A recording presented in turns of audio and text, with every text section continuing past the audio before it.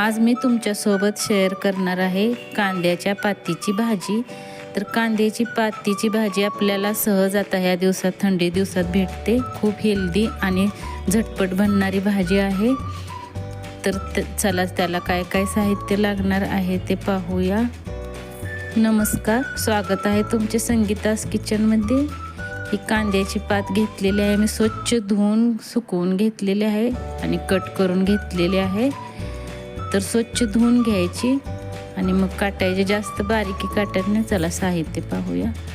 इथे मी तुरीची डाळ घेतलेली आहे भिजवून, या छोट्या वाटीने अर्धी वाटी घेतलेली आहे, भिजवून घ्यायची। मुगाची तुम्ही घेऊ शकता।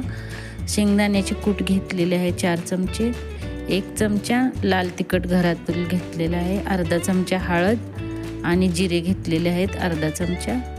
तर चला आपण आता बनवून घेऊया। कढई चढवलेली आहे, तापले, थोडंसंच तेल घालायचे, जास्त नाही लागत तेल। जिरे टाकायचे, जिरे चांगले तडतडले की मग आपल्याला भाजी घालून घ्यायची आहे।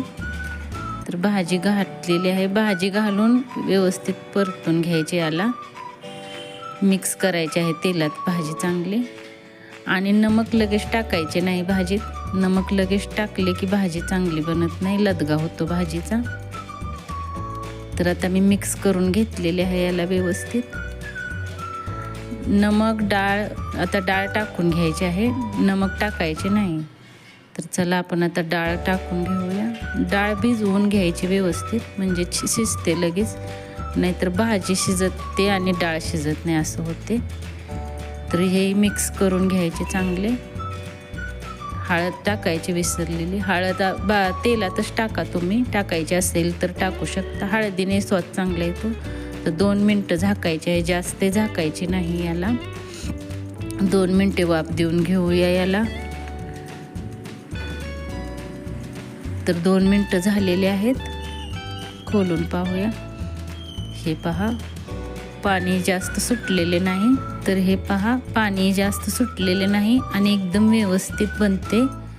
नमक टाकायचे नाही, नमक टाकले की भाजी एकदम लदगा होतं, त्यामुळे नमक टाकायचे नाही, शेवटालाच नमक टाकायचे। याला व्यवस्थित आता हलवून घेतलेले, शिजले का ते पाहूया। शिजलेली नाही अजून डाळ, हे पहा, त्यामुळे अजून 1 मिनिट फक्त झाकायचे, जास्त वेळी झाकायची नाही।